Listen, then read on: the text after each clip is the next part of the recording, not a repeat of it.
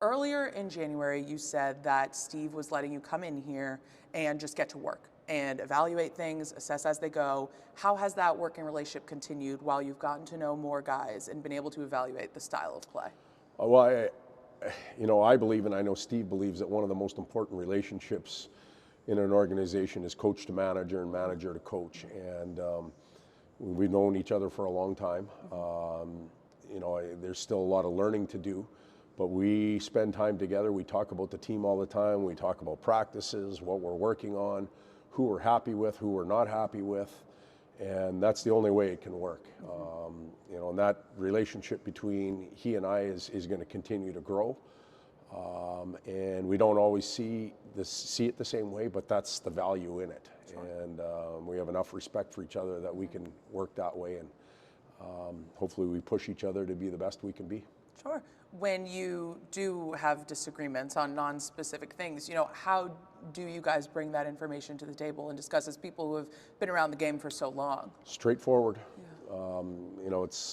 That's not happening often, but when there's something to talk about, we talk about it. I think it's a lot like your relationship at home, whether you're husband or wife. If you bury stuff and try and hide it, it's not going to work. It'll catch up to you in the long run. So we discuss things that are important, and yet we spend time asking each other about family and a lot of those other things. So it's a good relationship.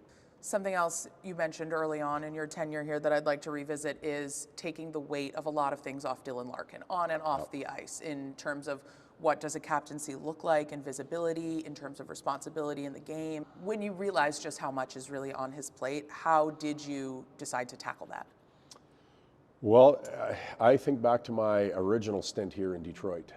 Steve was the captain. That was obviously handed off after, and Nick took over.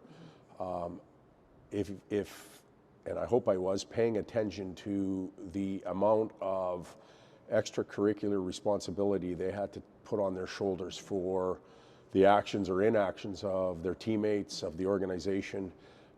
It's a tough community. Hockeytown expects results, and results are team orientated. It's not about one individual. Coming in here, I could see that Larks was carrying a lot of that weight that those other two had to lug around as well. So we want him to continue being the captain he is, to carry some weight, but he doesn't have to have the whole organization on his shoulder. There's a lot of other people that are responsible for results, and we just approached it that way. I shared that with him, and so far so good. What are other ways that you think teammates can step up in terms of leadership traits and kind of sharing that workload? Well, performance, first of all. There's nights where Dylan or maybe some of the other leaders are going to have off nights. That's a great opportunity for others to pick them up. But there's much more to it. There's answering the questions that all of the reporters ask after the game, and that's not a captain's responsibility all the time. But yet Dylan was marching out there almost every night, taking that on, and we've tried to distribute that a little bit more. So those are different ways. Involvement in the community. He's so active and so willing as a captain, but there's others that have to step up and do some of those things as well. In the last 2 months or so, there's just been an incredible overhaul standings-wise when you look at where this team has been from bottom of the East to now solidly in wild card contention. When you came in, did you set metrics like that for performance goals, or are you not looking to compare to the league right now? We didn't talk about that one bit. We didn't talk about how many points we needed in 10 games. We didn't talk about win streaks or losing streaks. We talked a lot more, and I know it sounds cliche, about the process. We'll get out of it what we put into it. That's just sometimes the way the hockey gods treat you. And our guys have put a lot into it so far. So, but what I do know is that the past doesn't guarantee the future, and we're going to start all over again as early as Saturday. As you've reinforced the concept of team defense, not just defensive players, a huge part of that has been controlling and killing zone invasion early. When you look at how that fits into your style of play and structure, what did it take to get those lessons right here? Well, I don't know if we're there yet. We've improved, and explaining to the players what's expected of them in certain situations is real important. It's hard to hold individuals accountable if you're not real clear on what's expected. And we've tried to do that. The players have been very receptive. They put that into play. And for as much as we catch them doing it wrong and try and fix it, we also catch them doing it right. And that can be pretty rewarding. When you do that, you get another response from them, and they want to keep doing it. And it's been a positive thing for us. During your time in the Netherlands, if we can go for Oh, a boy. throwback. Oh, you dug in. We're digging. Yes, really digging. You were a player coach. Yep. And I'm curious, not like you're going to make that employment decision here, but if there's anyone in this locker room that you think could suit that role.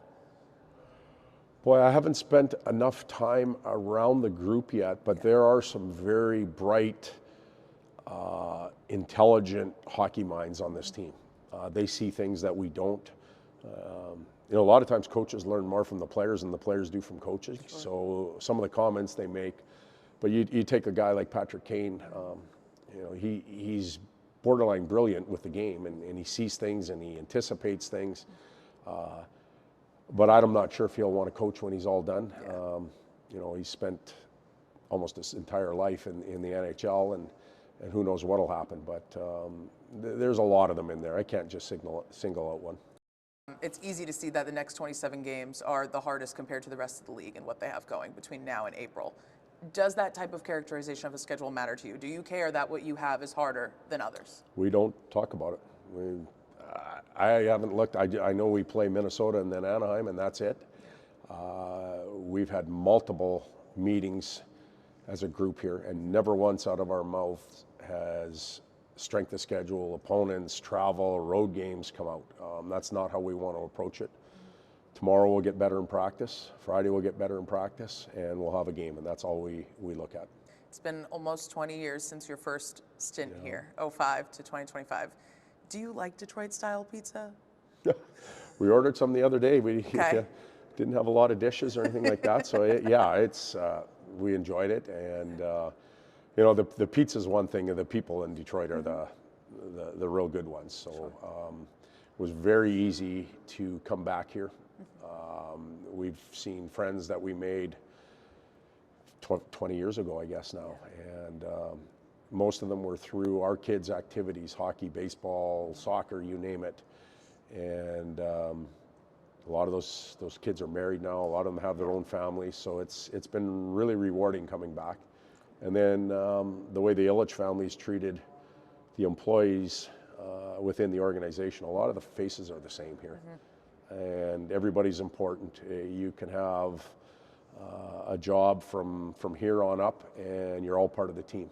And I think this is, out of all the organizations I've been in, this is where it happens the most. So it's a real family-driven organization.